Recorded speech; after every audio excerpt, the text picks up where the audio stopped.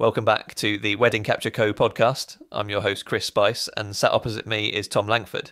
In this week's episode, we talk about entering awards, do a deep dive into AI, and have a general chat about the year ahead. By the way, for the audio-only listeners, this intro, including what you're hearing now, has been entirely generated from AI. Now, let's get to the actual recorded podcast.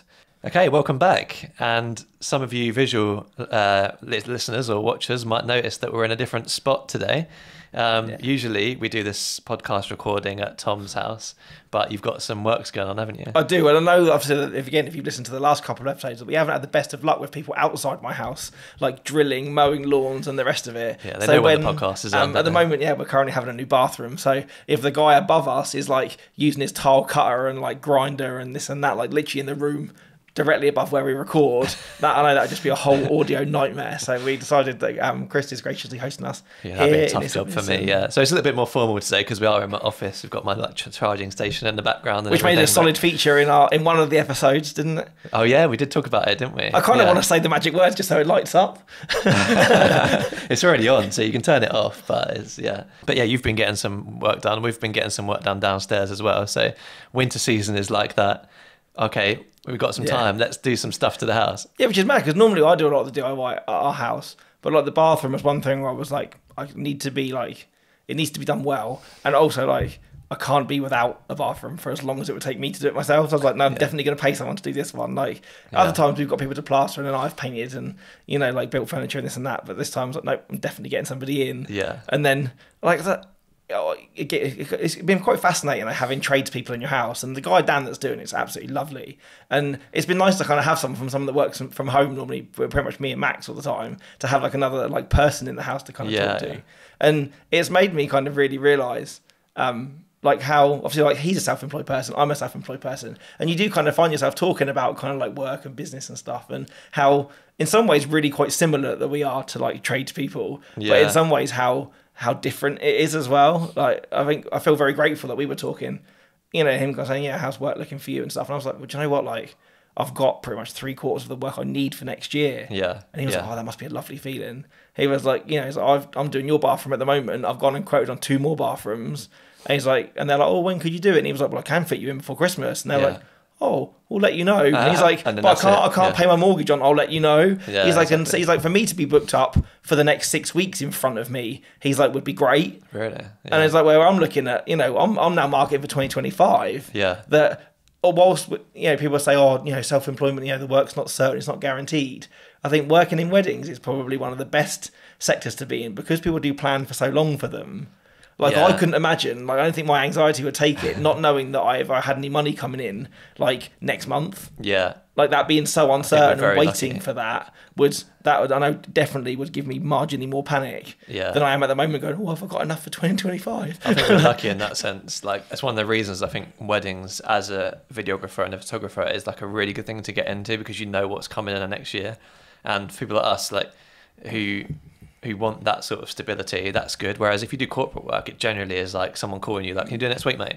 And it's like, if you did only corporate work and that was like your main source of income, and also corporate, you generally don't know when you're getting paid. Everyone has different like payment schedules and things like that they'll do for you. Whereas weddings, you set them the payment date and they'll pay on that date, basically. This is what I said to this guy, and he was like, oh, do you do much like other work? And I was like, if I do commercial work, the phone rings and they either want it now or tomorrow. They want the images edited yesterday, and they'll pay you next year. That's the time exchange. And I was like, and then to go to weddings where it's like the other way round, where it's like they email you like today, the wedding's next year, and then you get paid before it even happens. Yeah. And I was like which would you pick? And he's like, I suppose. Yeah, no, it's fair play. And I think, how are you doing for next year? Like what?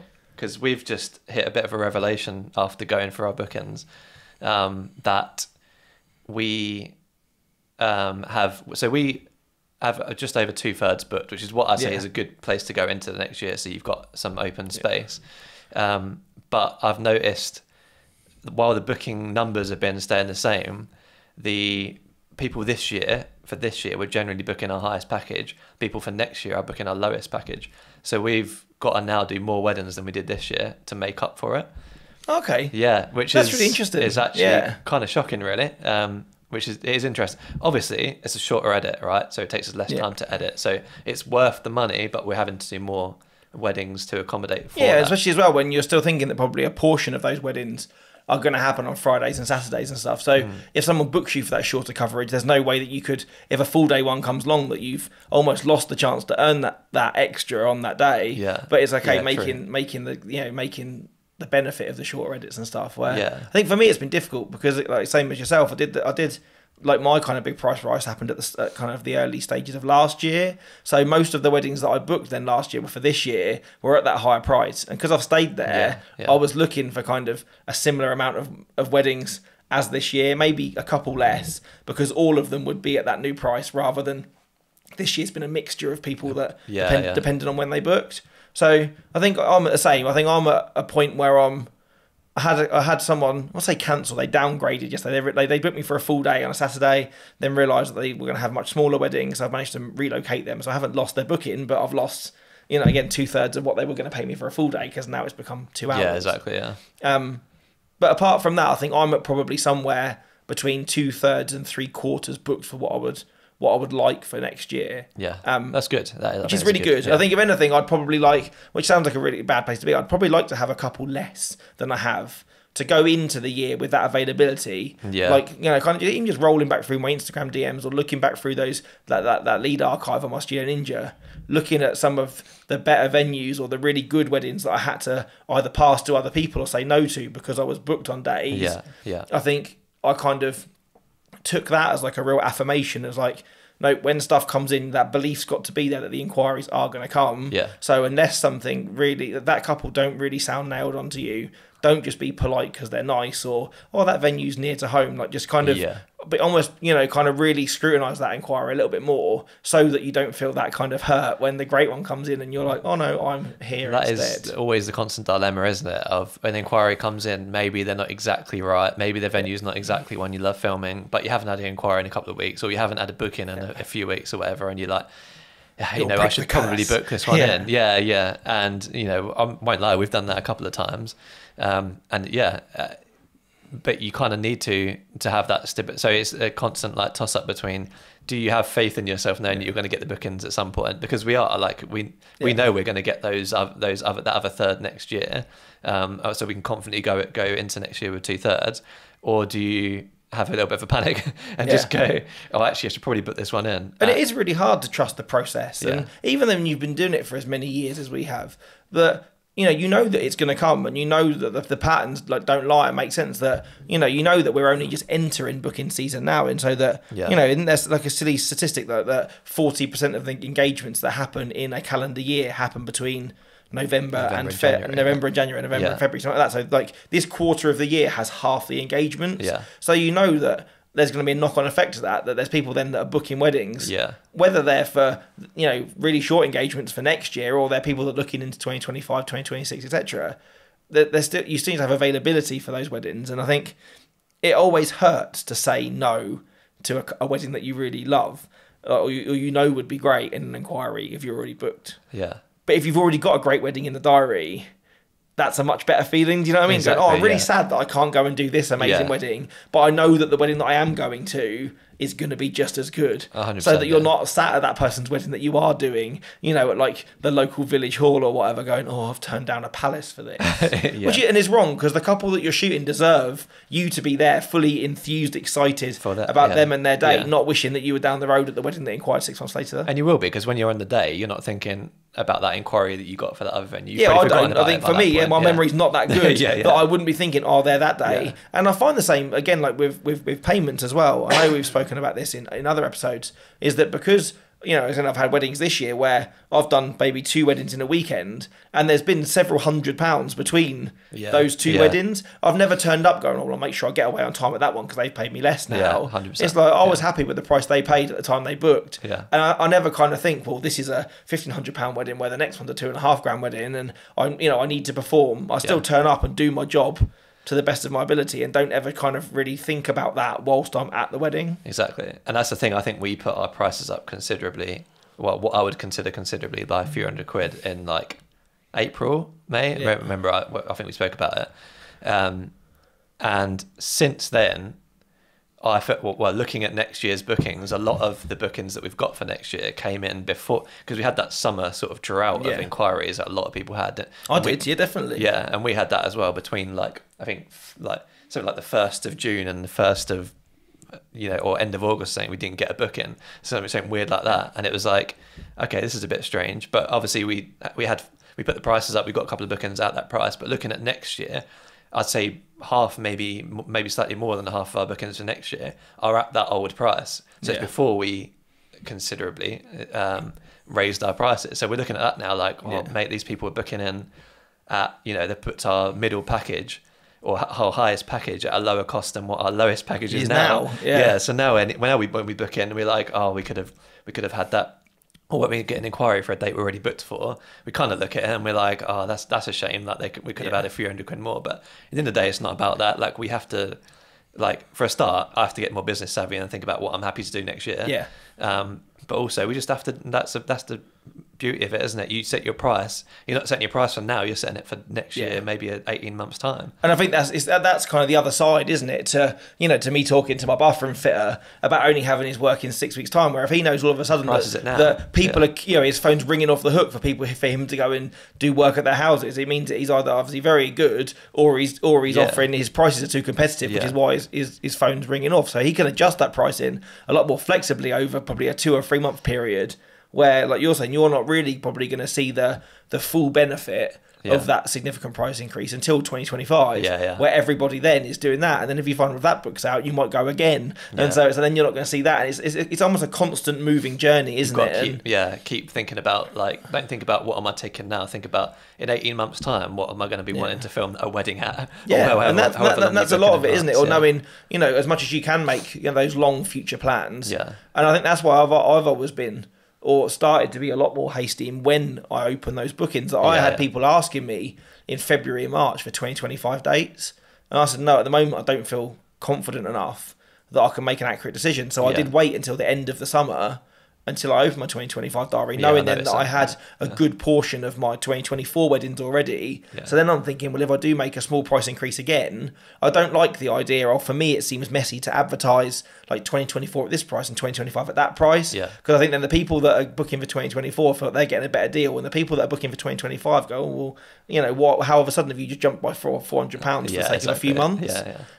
So I always kind of think, well, okay, if I'm 2/3 or 3/4 booked for 2024, if I just up my price, that's across the board. If I can book my last quarter of weddings for next year at the new price, and then the guys that are booking for 2025 kind of get the new rate. And that's how, for me, I've kind of always wanted to do it. It's also a benefit for you, I think. I'll say a benefit, but there's many ways of doing it, and I feel like there's an episode in it, you've got one set, like, package, right? Yes, and and again, I feel like I learned that the hard way, that I did my share of someone booking me for 3 hours on a Saturday, and then say a full day booking comes in, and you were looking at, I was missing out on a serious chunk of income, or I'd almost given away something that was a bank holiday date in May, which now is an absolute kind of like real kind of popular date, regardless of what year you're in. That Saturday on the May Day bank holiday is always busy. Yeah.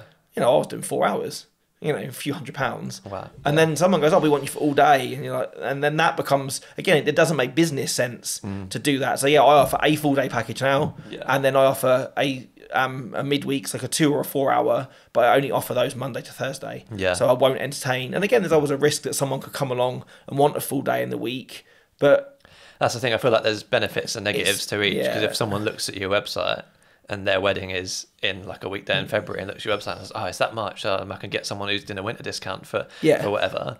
But at the same time, I think with us, like, we've stuck with 3 packages since we started, basically, because of, like, it's because I read about, like, the psychology of it and stuff like that. And, like, you really have to get it right in order for it to make sense, because otherwise you end up booking your lowest package. Like, I feel like the reason that next year we have our lowest package booked more is because for us, maybe a couple of months between price rises, or a few months between price rises, it made more sense to get the lowest package. Whereas we've tried to price it so that I think the psychology of it is basically you have the cheap one, then you have one that's like a little step up, but like that's the one you want people to pick. Yeah. Basically, it's like it makes no sense to go for the cheap one because Yeah. if they paid a couple of hundred extra, they get loads more. And then you have the really expensive one that's like that makes the others look a really good value sort of thing. Yes, you're almost forcing them into a no-brainer. Like you say, if I'm going to charge you £500 as a base to do 2 hours filming, because I still need to have a meeting with you and all the rest of it, take my kit out, but for £700 you can have all day, for example. Yeah. And then there's a £1.50 package where you literally come round and I'll make you dinner and and you get a cinema premiere of your film as well. It's like you say, that one seems well, that's well expensive compared to that, but at the same time it's like, well, only for extra £100 we can have a lot.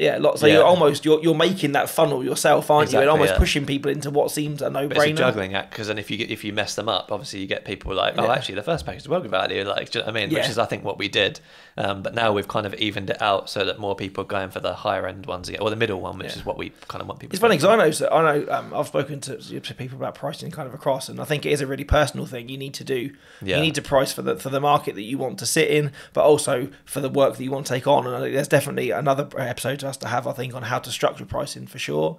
But I think I find it really interesting how other people manage. Like I spoke to a photographer that both of us know, and like said to him, like, I think, like, our style's very similar. I'm not telling you to put your prices up, but I think that your work's worth more than what you're charging. And like he was saying that he's always worked on a model that he's had, again, like 2 or 3 packages. And he was like, once someone books my top package, which is his like ridiculous package, he was like, once someone thinks that's achievable, he's like, I'll put my prices up. And that's kind of his marker. He was like, I was thinking, oh, that's mad, I wouldn't pay that. But then once someone thinks, oh, that's a great deal, I'm going to go for the top line of package. He's like, okay, I probably need to move again. And that's kind of his signifier.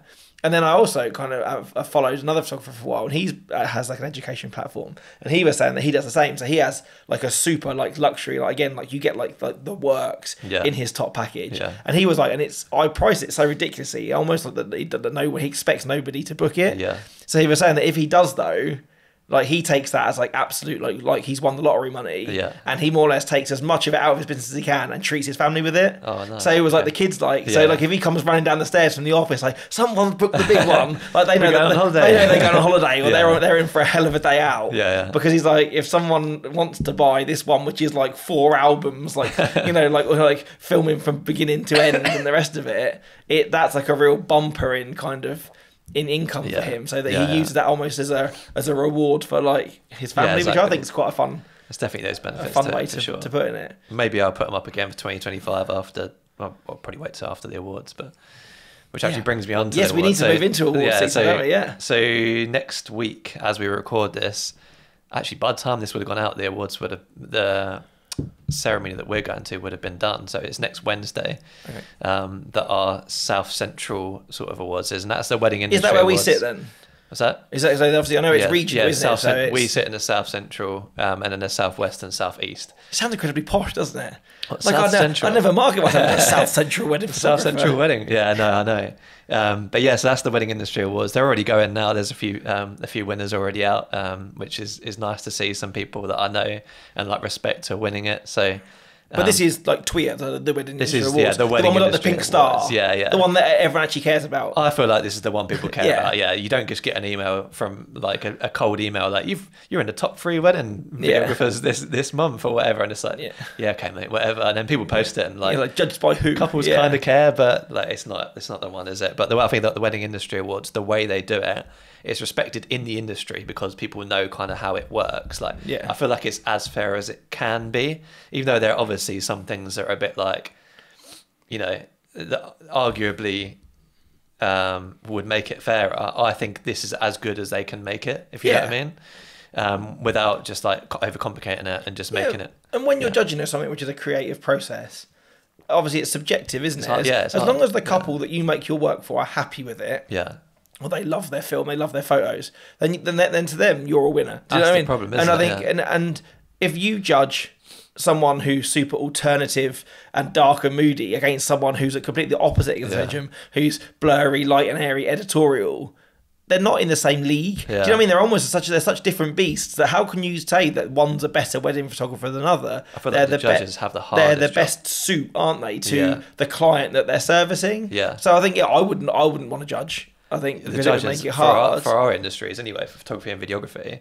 Like you say, like there's going to be so many different styles, and they're probably equally as the couples are equally as happy How do you know that you've not gone, oh, these films are definitely the best films, this person's the best videographer? How do you know that all their couples are not like complaining, like saying that I didn't try to add stuff and change stuff and whatever? Or they waited a year for the edit because it had to be like absolutely like and like just not. I don't know. It's so hard, and like the judges, definitely have a difficult job with that. So do you know who judges your work? Do you know who No. the judges are? No. Not that I'm insinuating that you'd bribe them. Obviously, or I think anything, the Lawsons do it. I know they judge Sundance, and but they I don't judge know. like global, like UK wide or whatever. I feel like so. there might be a list somewhere on the website, but I haven't actually checked it out. But if there is, I'm just going to go message them all now and say hi, or find out the type of films that they make, and then just do some quick re-edits. I mean, there's definitely certain criteria that you'd have to meet, but I feel like I think the judging process is like they let the judges decide what is important, and I think that's important because if you're judging your own industry, only you're going to know what is important in terms of is it your website that's important, Instagram, stuff like that. It might be different for photographers compared to like makeup artists or something like that. What's actually important? Do you reckon if they judge cakes, they get to try them? No, that's the thing. So that's the thing. They don't even get to. I don't think they get to go to any of the venues and stuff that they're judging, which is a big like thing. Because then you're judging venues on someone else's photos or video. So then that like I say, they almost feel like you need like that, like the inspector turns up with a clipboard and wanders around there like they're like an Ofsted for a school. But like, there's a lot of people that don't apply for it, and I see comments on like groups with photographers like, you don't need this award. It's all of this money making scheme. Like yada yada. I think it's a great night out. It's as fairly judged as it can possibly be, and it's generally, I think, the one that if you win and you rave about it, you are going to get better bookings from it. So that's all you can ask for in this life. I think it's quite interesting because I've said, and I've put in our notes, that I've never entered an award ever. Like I got nominated for one of the Muddy Stilettos awards at the start of the year because a couple of my clients nominated me, and then like you had to kind of like shill for people to vote for you. And I'm not saying that I would have won if I did that, but like I'm just not that person. Do you know what I mean? Like I don't want to be that person. Like, please vote for me. Please vote for me. That's the problem. Most of these are based on number of votes, whereas this is your percentage of votes compared to how many couples you've got. Yeah. And then they rate it out of, each couple rates you out of like 70 based on different things.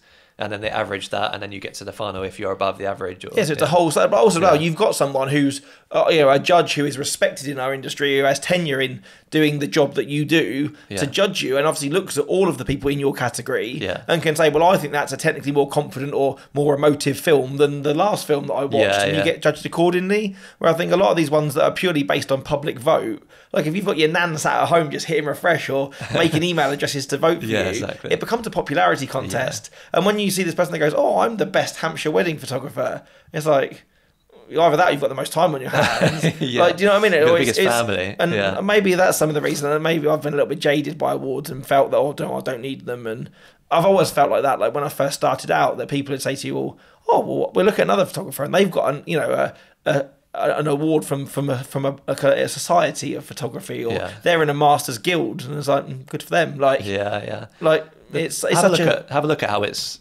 judged and stuff, because I feel like, I don't know if you know much about how it's judged and how it works. Not at all. No, I feel like once you read it, you're like, actually, this makes a lot of sense. Yeah, and I feel like I've always been kind of, say, like jaded a bit, or kind of almost had like a stigma towards awards. That like, it's a lot of rubbish. You don't need them. But I know that you're not a stranger to Twitter, right? You've done it a few years. No, we done it last year. That's the first. I thought you'd done it a couple of years. So yeah, we got highly commended last year, and then thought we'd go for it again because, like I said, like I don't necessarily think it's got us anymore. I'll be quite honest with you. I don't think it's got us anymore.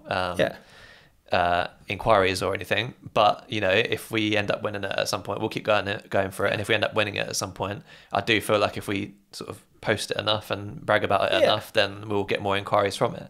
And if you get 20% more inquiries from something, from a little bit of advertising, then you can raise your prices by 10-20%. And I think that's the biggest thing. All that conversation that we've just had about putting prices up and stuff is that if it comes down to the point in the end that you've got a couple looking at you and another videographer and go, well, they're both very similar in style, they're both very similar in price, they've both got good reviews and the rest of it, and they're almost trying to split hairs in the end, or you've got kind of one partner really gunning for one or the other. I think, like you say, no one will go, we have to have them because they've got this award, but it's something else that you can add to that list of kind of pros to kind of to help sway it. And also, let's be honest as well, like me and you started this podcast because we want to explore other areas of this industry, raise have our name in more places. Raise our profiles Yeah. within the industry, be known by other wedding photographers and videographers. Yeah. And it's great for that as well. And I think that's something that, by you doing that is a really good way to have your name amongst others in the industry, that you probably looked at the guy that did win last year and go, oh, well, what's he doing that I'm not? Or you start to look round. The guy that won it last year, his films were very good, and I did kind of expect that he would win. So that, again, like, if I can look at someone and be like, yeah, you're probably going to win this, and he wins, I feel like that means that the judges have done the job. Yeah. Do you know what I mean? Like, then he's not. Don't get me wrong. Like, I didn't like his style, but I knew he was a great videographer. So that's just what it was. And that's it. Like, you might not want to book him for your wedding, but you can still respect the quality or the style of what he makes. And what he does. And I think, say, awards in some ways, and I feel like that's half the reason there are so many awards out at the moment as well. Or if you want to start to step into that kind of world where you're looking for kind of the following, or for people, other industry people to take advice from you, that's a great way to be seen by them as well as couples. Yeah, for sure. Yeah. So that was a good catch maybe up. Maybe I will enter an award. You should enter it at the very least. Like, you get a bit of recognition for getting into the final. You get a bit of advertising to get into the final. If you get highly commended or win it, you have something to post about, and like, it's a good night out. Do I get a badge? You get a badge if you win.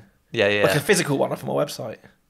You get one for your website, but an actual physical one if you win it. So I can wear it to a wedding. Yeah. like a rosette, like a dog that's won Crufts. Please don't wear it to a wedding. If I saw a photographer rock up with a Tweer badge to a wedding, honestly. Just the thing, it's like a show pony. Like, I'm there with my hold fast on with like a pink rosette on it. It's like. But no, it's great. The awards is great. If we win this year, I'll be really happy. But obviously, like, having looked at some of the competition this year, or the other people that have entered, like, there's a lot of really good videographers. So at the very least, that we get to meet people, and it's happy days. The one thing I would have, if there's anyone listening to this from the wedding industry awards, which there probably isn't, but if we could have some sort of judges' feedback, because for me, like, I would love to enter it and come out with it. If I didn't come out of it with an award, come out with it with actual professionals, judges who have like either won it before, who are experienced enough to be judges, saying like, oh, this part of the website could have been better, or this. That would be huge, and that would make it so much more worth the money than what they do now, which is couples feedback. Because our couples feedback last year was one-liners like, this videographer is great. Yeah, perfect. And hopefully it's very similar to what they would write in a review for your business if they're couples of yours anyway. But I say, to get someone... It was literally just like a few lines. Like, they're like, the couple feedback didn't help whatsoever. Like, I feel like professional feedback would help a lot more, but you don't get the judges' feedback. Especially when they obviously have a certain level of criteria in their head that they're judging you all on. So yeah, for them to say, okay, you did this really well, but we feel that you wanted that. And I find it, like, let's be honest, both of us listen to Creative Commune and have done for a long time. And obviously, the Lawsons, and then obviously Liam and B were judges for Liam and B judged photo last year, and Lawsons did that. And I know that obviously that Pete from the Lawsons is doing the video category again this year. Yeah, they had a couple of really good episodes where they kind of talked about the films or photos they were looking at and going, oh, I've really noticed this, I've really noticed that. Yeah. And so there was almost, you started to get a little bit of an insight as to what they were looking for. Yeah. Or the things that it made them look at their own work and go, well, actually, there's a lot of this happening, or maybe like is composition not so much is not so much driven by that anymore. It's a nice little insight into what people actually look at. And it really stuck with me. That was a bit with Liam. He was like, well, Moyes, as soon as I see this or like that kind of, there's not a level of composition there. It's like, that turns me off to a photo straight away. Like, the moment can be great, but you still need to. If you're entering an award, you need to show the absolute pinnacle of of what you do. And I think, like, I remember going to a talk, and I can't remember who said it because I probably should. It's like that they almost kind of rank their own work or looking at other people's work in photo on like light, composition, and moment. And so if you imagine that, like, you're scoring an image, every frame that you take out of 30, 10 in each, is like one. Sometimes if you get an amazing moment and you frame it really well, but it happened in the darkest corner of the venue, like, for light, it might be a 2. But as long as it's an 8 or a 9 for the other two, it's still a good photo. And that, that not even 1% of the time that you manage to hit all 3, that you're in the right place to frame it well, it's in great light, and then the moment's sick as well. When you get that photo which is in the high 20s or the 30s, that's the one that should be front and center on your website, or that's what you should be entering to rewards. Yeah. And I always kind of have that in the back of my mind when I'm culling work, particularly, that I kind of think, well, if it's bad in 2 of them, it could be an amazing moment. But if I framed it really badly and it's in crap light, is it still going to make this gallery at the end I think that's look the best it can? And if it's something, if it's a first kiss, and the registrar steps in, so it's framed badly, it's in crap light, you still need to kind of deliver it because it's a vital part of the day. Yeah. But if it is just something that happened in the Candids that you could probably forgive, I would cull that, and I kind of keep that in. That's my right. Yeah, I see what you mean. Yeah. I think that's a benefit of a little benefit of photography anyway, is that you can pick out a frame and be like, that's good for the posting, or So I guess with photographers, I don't know how it works with photographers and the awards, but I guess you submit a few photos, whereas we'd have to submit like a film. Is it like that? So is it just one film that you need to edit submit? I submitted 3, I think. That was the maximum. I don't know. I don't actually know. But yeah, obviously you submit your website and there's plenty more films on the website, but I feel like the wedding has to be that, if you're rating it again out of all the different things. Yeah. For me, when I'm posting something on Instagram and when I'm entering it for the awards, the wedding has to be like, a good vibe, and like they have to have good ceremony and speeches and stuff. And if they don't have some of those things, I'm like, no, I'm not going to post that, because that's not. Yeah. And it's the same with the awards. Like everything has to line up, lighting wise, moment wise, vibe wise, for it to be like, okay, this is the one I'm entering into the awards. It's tough, isn't it? It's really it tough. Rarely happens. I think in some ways, that's why I kind of do feel that I do maybe have it a little bit easier as a photographer, because.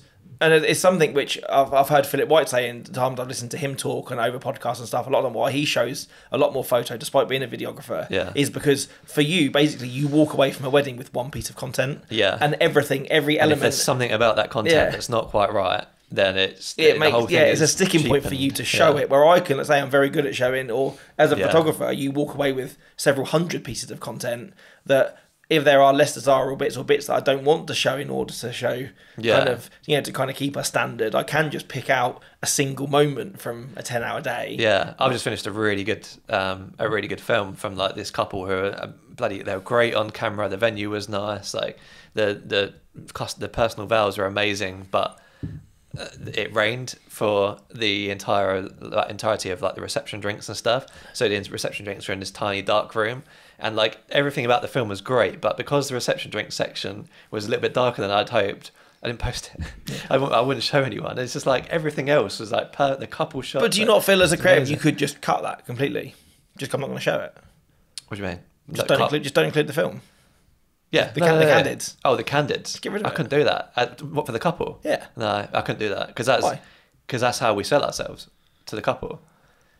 To couples, we say like you're going to see more candidates in our films than you'd probably see in other people's films, and when we ask them why have you booked us, or why are you going to book us in the consultation call, they always say because you have more shots of the guests than other videographers. And so if we start cutting that out because the light's not great, then that goes against what we believe in. Like, I guess we tell couples, even if the light is rubbish and for a moment we're still going to include, or we're shaking or something, we're still going to include that.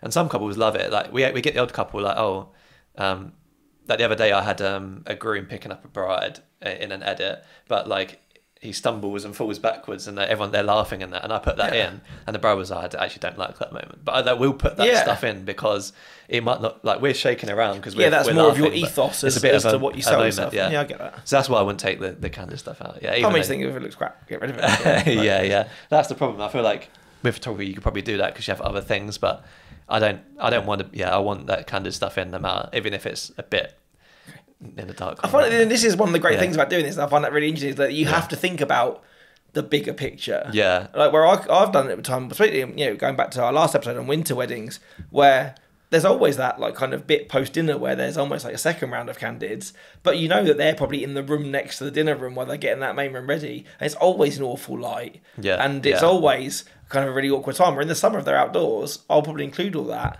But sometimes in winter weddings, I've been there, I've shot stuff, but I kind of think, well, if it's not as good as the first round of candids, I might only include like 2 or 3 frames. Yeah, and a lot of it end up in the bin. Yeah.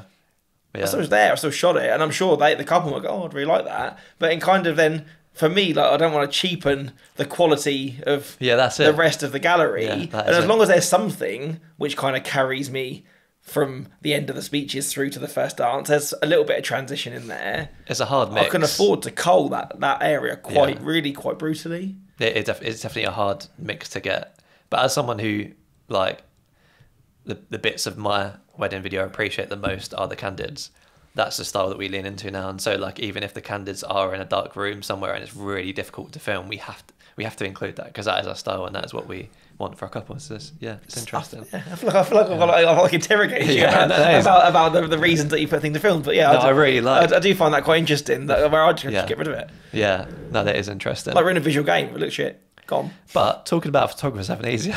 Yes, I thought that's a perfect segue into this. This might be a bumper episode, but we should get into our bulk topic. And I feel like we need to get into this, which is AI. And we've been wanting to talk about this for a while. If everything goes well, the intro to this podcast should be an AI version of me. So I wonder if you guys noticed whether it was an AI version of me or not. This terrified me when you first played it to me. That I didn't know that this software existed. Yeah. That you could obviously, there is 16 other episodes of this podcast out now of us of about an hour each. So there is. Yeah, please don't take our voices and clone them. There's plenty of kind of ammunition there if you like to feed an AI. Yeah. Whatever it is, like robot, to learn how that you sound like. And that's what I did. I took some of my voice from this podcast, put it into it. You sort of explain what your accent is. It's a little bit more posh than I am, to be fair. It's like me if I was posh and not so nasal. So you're saying now is if you do go into the education sector that you're going to double of your online course videos to be posh, Chris. So. Yeah. I'll just like mouth it. And AI can like a lip sync. Yeah. But yeah, so it's not quite perfect for like accents in terms of British, but I feel like everyone I've played it to has said it sounds like me. I can obviously hear the differences, but I feel like it's pretty close at this point. But yeah, the main thing, obviously, this is going to be probably a bit photocentric. And I've put a lot of questions to ask you, to be fair. I saw when we were building the notes last night that a lot of it was question based, so I kind of put some stuff in that I've kind of felt about it, and I definitely feel this episode needs to happen before we get to the end of the year, because the shifts in AI, let's be honest, it's been around for a couple of years now. But it's never grown as fast as it's grown. I think funnily enough, the other day, that every year they include new words, don't they, in the dictionary? Yeah. That they have the Oxford Dictionary word of the year is AI as an abbreviation for artificial intelligence. Wow. Apparently, before it always stood for artificial insemination, which like in the farming world with cows and stuff. So now that AI as an abbreviative term for artificial intelligence is going to be included in the new round of the dictionary for next year. Wow. And I think that probably says volumes about when you think about how little time we've had ChatGPT for, and how ChatGPT has gone from just like you type in something, it sources it from Google, to like believe it's generating images and stuff now, and you've got obviously the other generative. It's absolutely. But it's funny, isn't it? Like, and you've probably, anyone that's been a photographer or maybe a video, have still heard that expression at a wedding all the time. Oh, you can just Photoshop that. Yeah. And that's become almost like Photoshop's become like a colloquial term for getting rid of something. And you can almost see that, and even now it's you can take that out, can't you? And I've had like people like mums writing readings this year, or best men writing speeches that have pretty much got the bones of their speech from ChatGPT. Really? They said to me, like I had a mum that did a really lovely reading in a church, and her son, who was the groom, and his wife were both really into motorbikes. Yeah. So she did a speech about why marriage is like riding a motorbike, and so she was like, I had this idea, and I had a couple of points. But she's like, I'm not a public speaker. I'm not someone that's good at writing things. Yeah. So she's like, their other son. She literally was like, we'll use ChatGPT. He set it up on a computer. So he typed it in like, I want you to write me a reading about how love is like riding a motor, like how marriage is like riding a motorbike. I've got these couple of points. Go, and it was brilliant. Yeah. And she read it in the church, and I didn't know that it was written by an AI prompt. Yeah. I had a bride in March that wrote her letter to the groom with ChatGPT. and I think that's just it, isn't it? Like, he didn't know, obviously. But it's using your sources. Like, at the end of the day, like, just because you wrote with ChatGPT doesn't mean you didn't mean what was in it. Yeah. And we'll probably talk about this in relation to our work as well. It's using your sources to make your job and the things you're doing easier. Yeah. It's like, it goes back to the university thing. I think that at the very beginning of like ChatGPT, they were like, everyone was like scrambling to stop students using AI, but one professor in America was like please use AI. As, like, I'll know if you use AI because there'll be things in it that like you shouldn't know, or that that wouldn't represent your work or something. But use it in a way that's going to benefit your work. Like, because at the end of the day, it's like using a calculator to do maths. Like, I bet when calculators first sort of started coming into things, people were like, "Oh, you shouldn't be doing that. You should do it in your head or whatever." But I don't know. And I think that's it. And it's one of the points that I've put in mind that maybe we probably should come around to at the end, is that the advances in AI this year have been absolutely huge. Some of them I agree with more than others. Yeah. But I still think there's a lot of photographers out there which are very much, I'm not using that AI, or it's not right, or it's immoral, or it's this. And we can talk about those. I was going to get into that. Yeah. But I do think it's not going away. As much as you don't want it to, and I likened it in my notes to when digital first came out. Yeah. There was probably a lot of people that were clinging onto their Hasselblads, like, oh, you'll have to prize film out of my hands. Digital won't be the future. Yeah. It'll never replace film. Yeah. And it has. It has. And I think that whilst I really hope anyway that we're a way off, I can send my camera just to a wedding by itself, and that it'll know where just to shoot the wedding for me. I still think there's that artistic integrity still there, but the AI tools that are now available to our business to allow our businesses to run, more smoother, offer a more efficient service, whilst still keeping the quality that we had when we used to do it manually. That's the main thing for me. I think is if I, there are still tasks in a normal wedding season that I just physically can't get to because I am too busy shooting and editing. Where if I could, reduce my editing by 50-60% in time, that's freeing that time up, not so I can go and sit on my ass and do nothing, that I can get to those bits in my business that I couldn't get to before. There's a reason that I don't blog between the months of March and November. It's because I'm just too damn busy. Exactly. Where if I know that I can shoot a wedding on a Saturday, get AI to cull it, edit it, and I could deliver it on the Wednesday if I wanted to, I could have the blog written.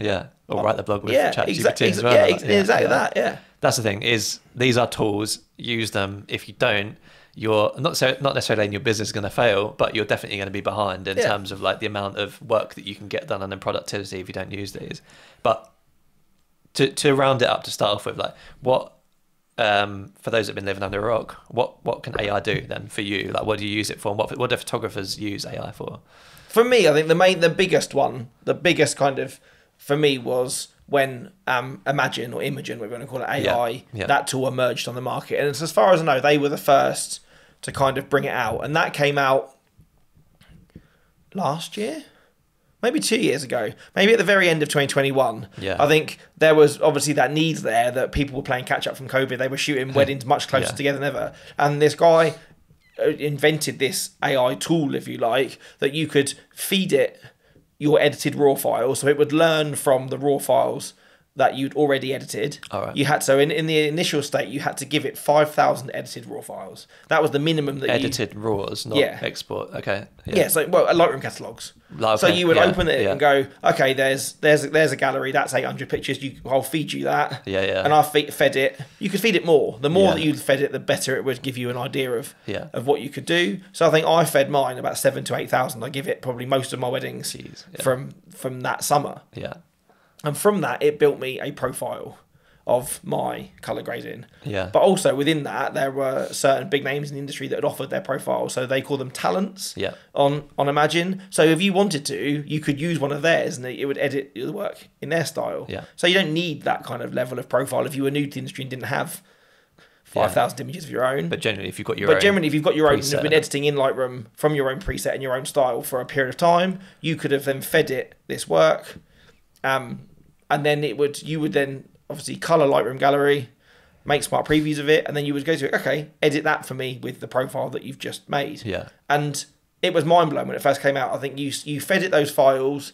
It took to build your profile somewhere between like 48 to 72 hours, and then you could download that profile and have it stored in your Imagine. So mine's called like Weddings by Tom Talent or whatever. So did you get into it straight away? Because I think you waited a little bit. I waited a little bit, and people were using it, and I was like, okay, I'll give it a go. I did it, downloaded it, and I kind of used it again to catch up the winter and had really mixed results. I think maybe because I'd fed it summer weddings and then was editing winter weddings with it, I did find in the beginning it was really quite hit or miss in those. Do you feel like you might need to have separate profile? Can you have two different profiles? Yeah, you can make as many as you like. okay. Yeah. So I know people that did. I know that I listened to a podcast with someone talking specifically about it, and she was saying that because her weddings in summer are so bright and the ones in the winter are so dark, that she built two profiles in the end and had a summer and a winter. Where I think as it's improved over the last sort of 12 to 18 months, that's not needed anymore. Oh, really? How comes? What does it? I think it's just learned to adapt better. Okay. Like before, it was quite cut and dry. It would use kind of that very base of your preset and kind of adapt things. Yeah. But as it's gone on now, I think it is a lot more intuitive in seeing. So it can see the exposure of the image. Or it can see a little bit more. Go, okay, that photo was naturally more brighter, so it will lean into that. It adapts. Yeah, kind of for obviously as wedding photographers, we shoot in changeable lighting scenarios. I can go from indoors in a church to outside in the bright, and so it's not just a case of you just adding your preset on import to Lightroom. So if you're doing a sunset and you're exposing for the sky, so the couple's basically a silhouette, is it recognising that and being like, let's pull this couple out? Yes, it will start to. It will start to bring up those. Yeah. If it will see that you've got in that histogram, there's large amounts of shadow detail, it will probably lean into the shadows a little bit more. My preset's built for that anyway, but it will encourage that. Yeah. Sometimes I find that it doesn't make my sunsets warm enough, so I'll still have to go more and take them even warmer in the thing. Does it then learn from the adjustments that you've made? So that's where the next biggest thing. So once you've finished a wedding, there's kind of stages though. It says kind of you load the wedding in, it edits it, and again that's quick. So once you load a wedding in, it takes somewhere to about 10 to 15 minutes to edit that wedding for you. Yeah. You get an email to say your images are ready. You download that from the cloud, and then literally it says open the Lightroom catalog. The Lightroom catalog opens, and the images are there edited. I'm shaking my head. I was so jealous, man. And then from that, I go through then, obviously, and again, you can't just go, imagine, edit, and then send it. You can't. Like, I still think that I need to tweak. Yeah. You do need to tweak. Yeah. Again, so there's different things that you can add in. It's like if you've got a person to edit it, you'd still want to go in and tweak it. Oh, of course you would, yeah. If you sent it to, say, an editing company, you'd still want to go and check it. So, and also there's different things. Like at the moment, you choose whether that Imagine edits your gallery in colour or black and white, where obviously I supply a mixture, so I go through that and pick my black and whites and do those myself on top. You can get Imagine now to crop your images for you or straighten your images for you. Yeah, I kind of think I think it charges me 5 cents an image to edit the image. 5 cents. Yeah. Okay. And then I think at the moment an average gallery costs me somewhere between $35 to $40, so it's costing me about 30 quid. It costs you 30 quid to edit a wedding. Yeah. That's mind blowing. That is actually mind blowing. About £30 to edit. Especially given there's people just like, oh no, I'm not sure about using that. Like for 30 quid, you could find out whether you want to use it or not. Surely. Well, again, and when you sign up to places like Imagine, they offer images free to begin with. If you sign up for the first period, I think you get 1,000 free. Or if you can find someone, which we haven't got one yet, maybe we should try and get one from Imogen. If we can get a discount code to get sponsored, they offer 1,500 free edits. So that's probably 2 weddings. I'm basically raving about them now, so we're giving them free promotion. So you could do, if you could do 2 weddings for free to try it, I don't see what you've got to lose really. Yeah. And then I go through and I worked out, because I timed myself at the last time I did a wedding where I didn't use it. And I reckon I struggled to do, in a good hour, if I solidly knuckled down, I could edit somewhere between 75 to 80 photos an hour. So that means I've got 10 hours in a gallery. After culling? Or do you after culling. Okay. So once I've got I cull really quickly. I can cull a wedding in about an hour. It doesn't cull for you though, does it? No. So you cull it's starting to. So obviously there's AI tools like Aftershoot are a company. Or Narrative, they're another one. They offer culling software. But how would it know if it's culling an important moment or like what? Again, this is the problem. I've never used AI culling for that reason. Particularly for me, like focus, if an image is pinned sharp in focus or not, isn't a reason as to whether you should include it or not. I was going to say, surely it's culling all of those editorial blurry photos. It can do. There are parameters. From what I know, you can set sliders into how strict you want it to be. So, for example, if you're editing group photos, you can say, if this photo doesn't have everybody's eyes open, bin it. Okay. Or you can work on as long as more than 2/3 of people have got their eyes open. By the time you've done all that, it's probably worth doing the culling yourself, isn't it? I suppose it depends how many you shoot. I'm quite a conservative shooter. For me, an average wedding day, a full day, is still probably only between 3,000 and 3,500 frames. Where if you're using a second shooter and are quite trigger happy, if you're someone that's into 10 to 12,000 frames for a wedding to edit, and it's taking you 2 days to cull, where Aftershoot can cull it in 20 minutes. Yeah. or you got a second shooter as well. Yeah, and stuff like Bumps the that. Obviously, numbers. yeah, that bumps Yeah. the numbers even higher. I think there would be a benefit to using AI to cull it. But I know that Imagine now are starting to offer a culling, that there will be a culling software to come with it. And also this year they've started offering a cloud as well. Yeah. So when it edits your wedding, it backs it up into its cloud. So you've almost got a free online wow, backup that's cool. if you want to pay for that. So on for top. people, let's say someone's used it when it first came out. Yeah. And is telling me now, like, oh, you know, I ain't going to use it. I used it once and it was... Yeah. Would you say try it again? Is Yes. there enough changes? So I found that I built my preset and did it back whenever it was end of 2021, used Yeah. it sporadically, found out that I wasn't getting the results from it I wanted, so kind of abandoned it, and then picked it up again probably at the end of last year. So end of 2022, again, my pile got out of control. I was like, I've got 12 in my pile, I need to do something. Yeah. So again, Yeah. I'll try it again for Give it a 30 go. quid. Yeah, yeah. If it can, Yeah, if it can exactly. send the flow, I'll do nothing, it. is it? Yeah. It's not a lot of money at all, Yeah. really. Yeah. For the time, again, it's that time versus money thing. Yeah. If that can save me a day and a half at my computer, my time is definitely a So day how and a much half. does it save if it takes... So So yeah, so that's how long what I is- started to explain, didn't I? So Yeah. I reckon that if I edited it, so if I put a cold gallery into Lightroom and edited that like manually, like as me starting with every image as a smart preview, I would struggle to edit somewhere between 75 to 80 images an hour. So in an 800 image gallery, that would take me around 10 hours. Yep. That's without toilet stops, like wandering to the kitchen Your or whatever. lunch, yeah. So probably I got best part of 2 days of editing a wedding. Yeah. With AI, I often find that I can do it in a morning. Jesus. So I reckon I can easily get through 100, 150, maybe even 200 images in an hour.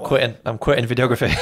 Maybe I'm yeah, moving in an over. hour. So that's what, almost 3 times as quick. Yeah, because yeah. literally there are again. Yeah. If you're in, say candidates for example, you're in the same courtyard in fairly even light, it will do a pretty good job of getting that to where I need to be. Or if it's Yeah. not, I can go, okay, you've done that one really well. I can then stamp that just across the next 50. Yeah. Group shots, a prime example. Once it's got one right.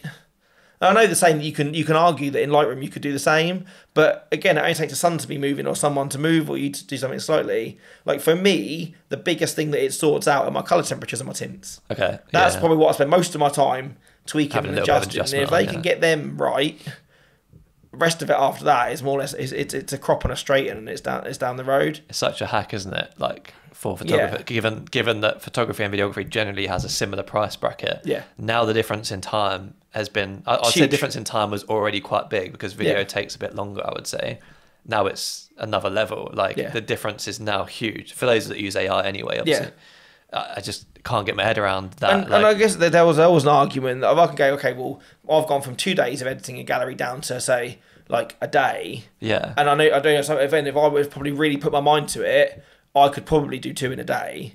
Your hourly cost now is so much more Yeah. than it was. But then, when like you we were edited saying at the yourself. start of this conversation about AI, though, is that I don't feel like, I'm sure if I talk to someone who wasn't in, they go, oh, that's fine, you can just shoot loads more weddings now. Yeah. Because at that time in the week, you're not at your desk.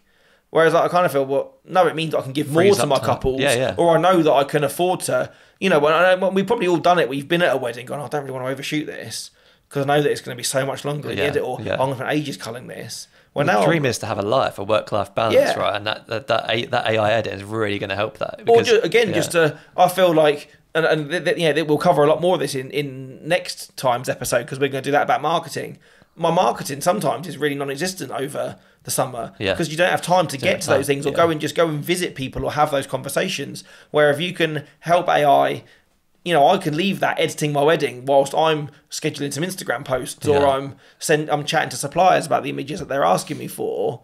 It means that I'm not kind of letting a lot of those tasks hang over to the Slip winter. by, yeah. Because it's a tool. The same way I could employ somebody to edit my weddings for me. Yeah. I'm just employing a robot instead. Yeah, exactly. You don't have to see it as, oh, that means I can film more take photos of more weddings. That it does sometimes mean that you can just focus on your marketing, your work-life balance. If you focus on your marketing, then you can even start to charge more and things like that, Yeah. can't you? So That's it. And I think always- we've only really covered there kind of like Imagine and kind of culling and editing, which I think Right. that's probably the biggest thing for photographers that it's done. Yeah. But obviously then you had the new beta of Photoshop that launched I think they put it into the main one now, Easter time. 2024. I think it might have been haven't added across.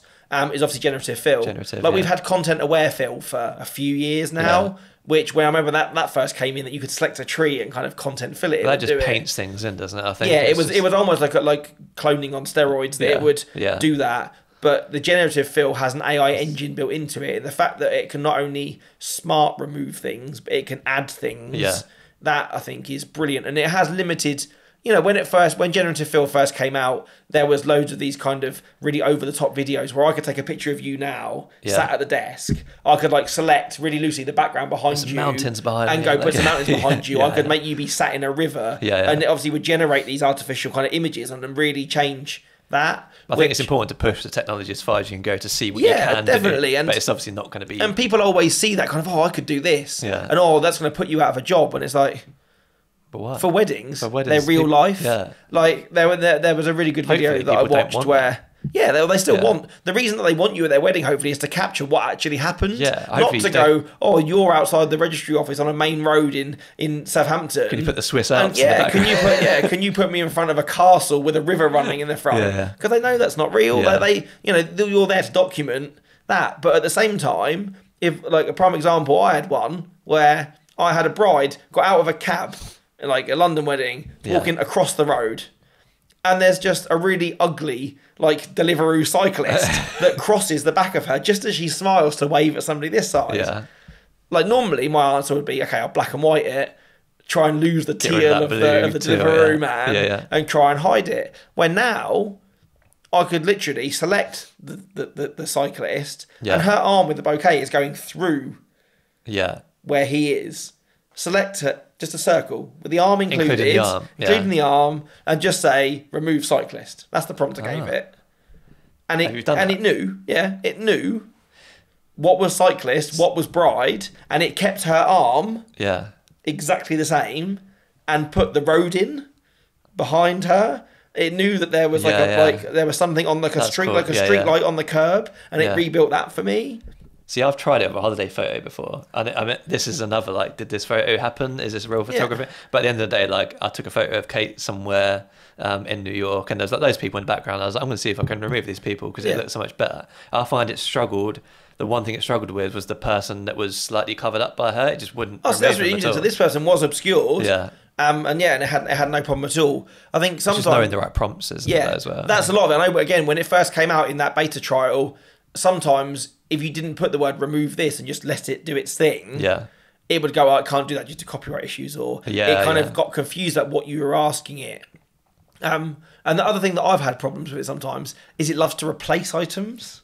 Yeah. So like if you go to the registry office in Portsmouth and do a wedding there's a really lovely like doorway. It's a really symmetrical building. So bride walks in, and next to both sides of the door are fire extinguishers. Nice. Yeah, as you do. So I was like, so again, circled it, remove fire extinguisher. That was the prompt I gave it. It replaced it with a light switch, like down on the floor. So I was like, okay, try again. It replaced it with like something else, like a hook. I've had like a cat or a dog just been put in an image before, and I can't remember because I've not used it for professional work, but I love just trying it out and using it. And it's definitely put like just an animal in the corner of the frame, and I'm like, what? And I think also the other thing it struggled with for a little while, which I believe now it's in the main software, it's got better proportion. Okay, yeah. So I saw someone play with it at a wedding where there was a bride like stood on top of the steps, like leaning, and her arm was just kind of leant. So he was like, okay, let's try and put a champagne glass in her hand. Yeah. So he selected literally her arm that was just hanging and was like, let's try and get her to hold something instead. Massive, like. And this champagne glass was definitely, it looked like her hand, it blended the skin, it changed the position of her hand so that she was holding it. Oh, really? But the champagne glass was comically too big. Like, it was like the size of her head. That's so funny. And it was like, okay, so you need to level, it almost needs to learn scale. Yeah. But the fact that he could do that. So let's say you're on a consultation call with a couple and they're saying, do you edit the photos yourself? What are you telling them? I'll say, yeah, I do. You do? I do, because I go through that level of tweaking afterwards. Yeah. Every image that I edit passes my eyes and gets tweaked to a standard that I'm happy with before it goes out the door. Okay.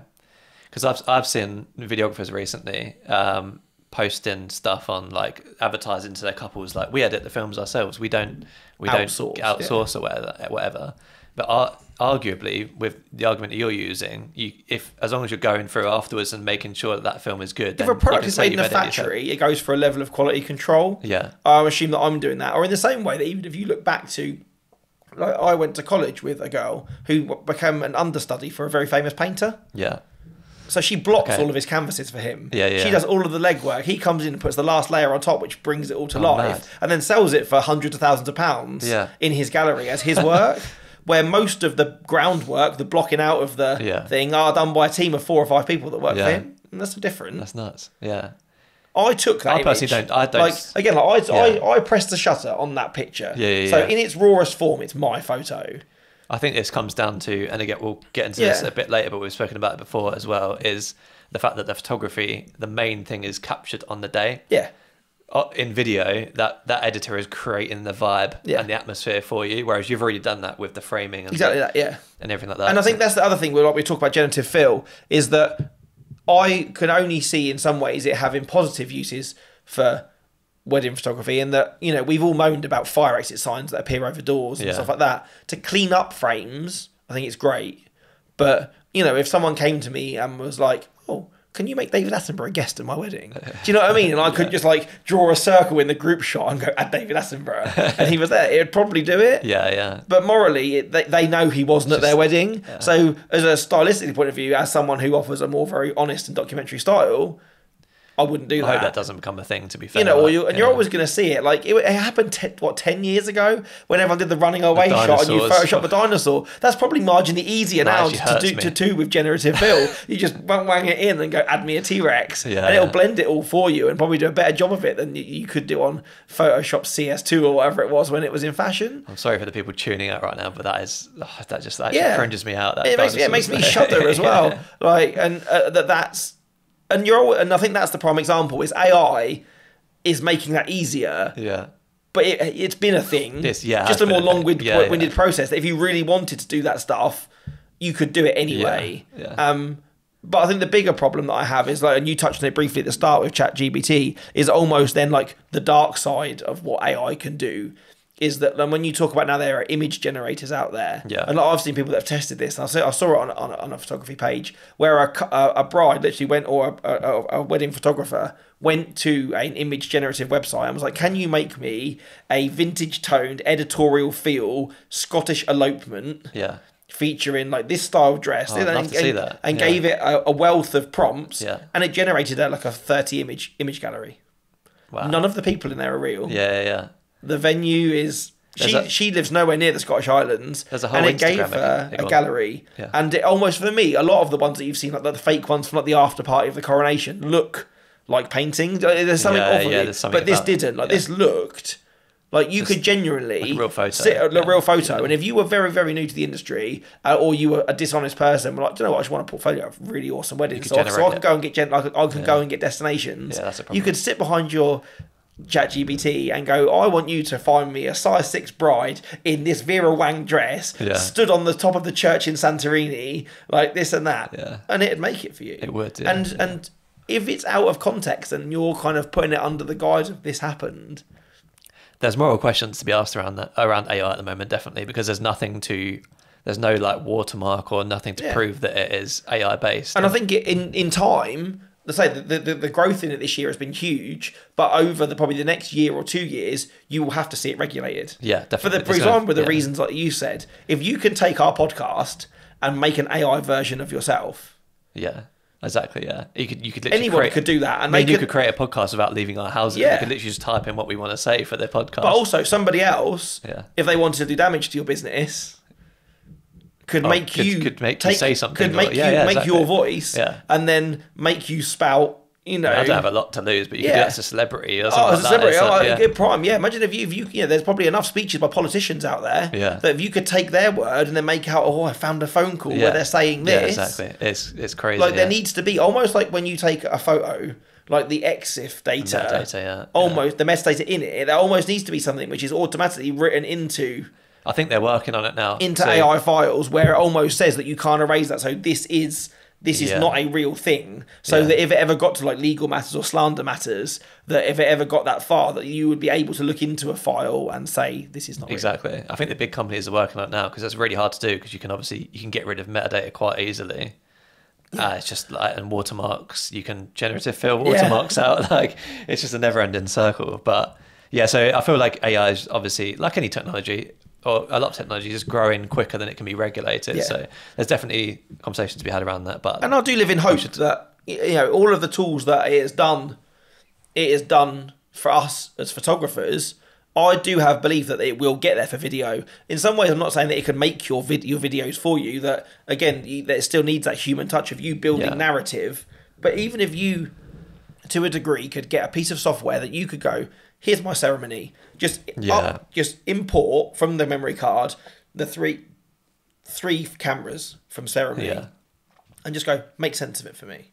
So and it builds your multicams. Yeah. That seems to me perfectly logical that there should be an AI tool that can do that. This is the thing. So for video, it's so, like I said, the emotion and the vibe is so much in the editing that AI, I don't think is ever going to be able to replicate that. They might be able to do cuts to music and like little things like that, but I don't think they're ever going to be able to replicate like the exact, like the beat that you want to come in where everything gets happy and stuff like that. That it's just that is just so human. Like a wedding video is so human. Yeah, because also like obviously AI, I think the easy way to explain what I'm saying is basically the internet is the AI's brain. Yeah. Right? Yeah. You can't ask, like, say we had a conversation, I told you something, you can't go to the AI and go, what did Chris just tell me? It wouldn't know. Yeah. Because it get like the internet is its only source of information. Yeah.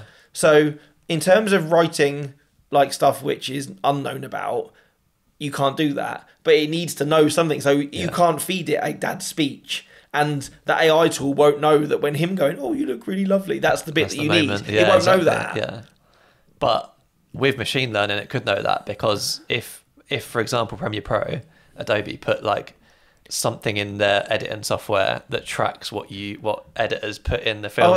You could almost go if it finds the word like love or cheers or whatever, you know that's it could put that in. But I think we're well for all of that stuff. I think, like you say, imagine that, like, worst case, this only just popped into my mind. Yeah. Imagine now that, like you said, when you've had stuff with speeches. Yeah. Like, do you reckon there's a point that if you like missed a record on a speech, that you could almost use the rest of the audio of the groom in the day, or the bride can go, oh, we didn't say like whatever at the end. You could almost AI.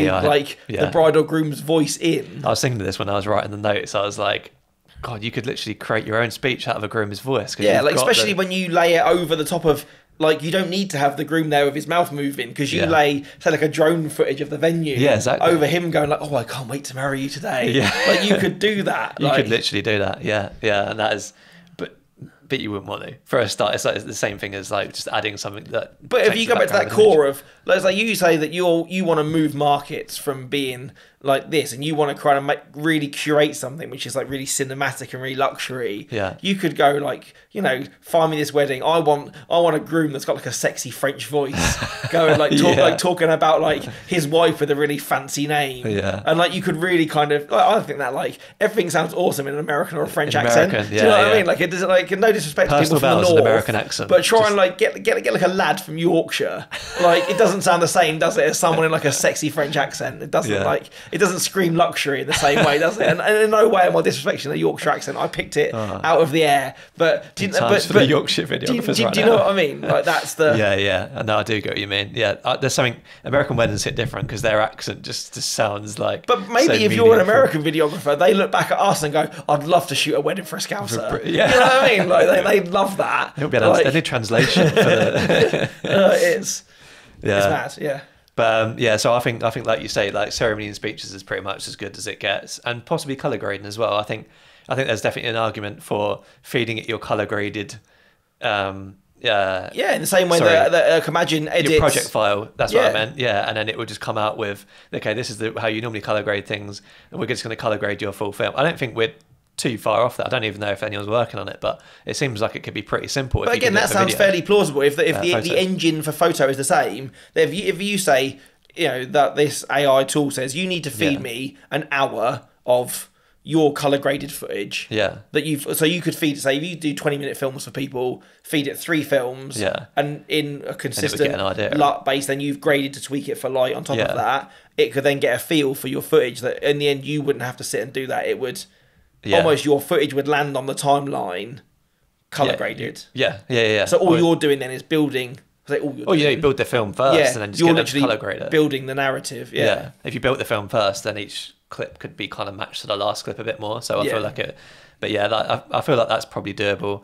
At the moment with the ceremony and speeches thing, you have the you have like I don't know whether it's in Premiere Pro or whether it's a plugin, but you can there's a podcast editing thing which is AI, but I believe what it's essentially doing is you're attaching a voice to a camera, and it just cuts into that camera every time that person's voice starts, which obviously just doesn't work for in the ceremonies. same way that, like, I don't know if that's AI, but is it Zoom? You know, the voice chat, like video call thing. Yeah. That's got a new update now, isn't it? That when you're in, say, if you're on a group call with like 2 or 3 people, it knows who's talking and slowly zooms into their face. Yeah. I noticed that. I was on a call last week with a new client, and there was them and their little baby sat between them. And as the groom started to talk, she slowly drifted out of frame and it zoomed in on her. And then as she started to talk, it went down. Then all of a sudden the baby started crying, and I lost them completely. And I've just got this like Apple call it center stage, I think, don't they? Where Okay, it's yeah. So it zooms into whoever's talking, and they can sort of, it uses crop to sort of follow you around the room if you're like making a cup of coffee while you're on a video chat or something. Yeah.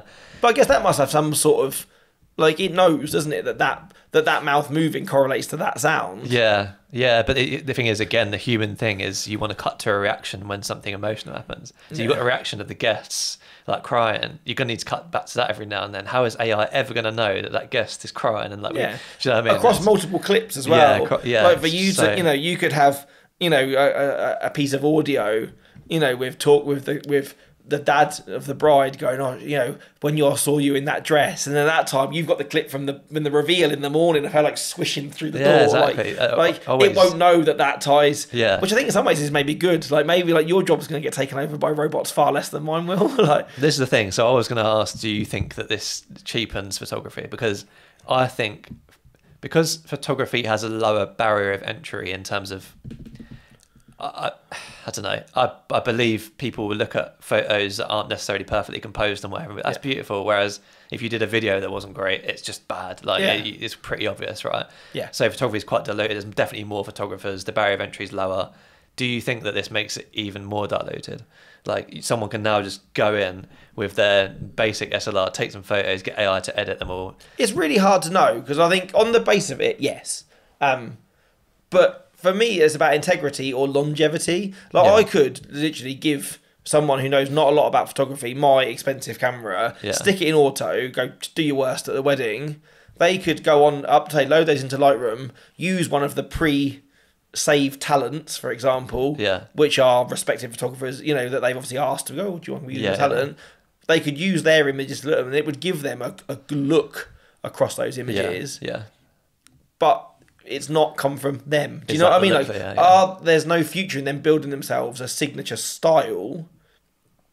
But I think I'd argue they should do that. I'd argue that it's better to start with the style and then manipulate it as you go along the journey. So start with someone else's who's been like manipulating it for years, long time, and then because like if you're starting now as a photographer, you could literally pick up Canon 550D for like 100 quid or whatever, a basic lens. Lightroom does what noise reduction now. Doesn't it has it started doing background blur now as well if you don't have... Yeah, that's the new update. I haven't played that. The lens blur, Like, you can make it look... Yeah. You just buy F4 lenses now and tell it to like 1.8, And I know that's not ideal for like someone who's been shooting for a long time, but if you really wanted to get into it and wanted to make your images look professional, we don't have the money to do it. Yeah. It's simple. Like. And I think in some ways, maybe for weddings, it won't hurt us too much because people are still in that kind of level of, what if it all goes wrong? There's so much more at play, but... You can't fix it in post. You can't, but if you're a business that are just looking for someone to do pack shots or product stuff, it would be so easy now to get someone who in your office that had a basic knowledge of photography or a basic vision, rather than pay someone to come in on a daily rate. It'd be so easy to just go, we don't need to worry about having a perfectly lit white backdrop anymore. Just stand on your desk and take a picture of it because you can cut the background out and make it white. You can, that sort of stuff is much easier to kind of be taken over. Of course, because maybe there's still a certain prestige that weddings of a certain level, people are still going to care enough that those memories that they aren't going to be handled with due care with the guy that's come straight in with their 550D, that will stay, I think. I think if I was in your position, I would feel like a bit threatened by it as well. Obviously, it's like it's helped you, and no one like you sell yourself as you, which obviously helped. No one's going to replace you. You are your brand and whatever. But I feel like if a lot more people coming in at a lower price now because there's less editing to do.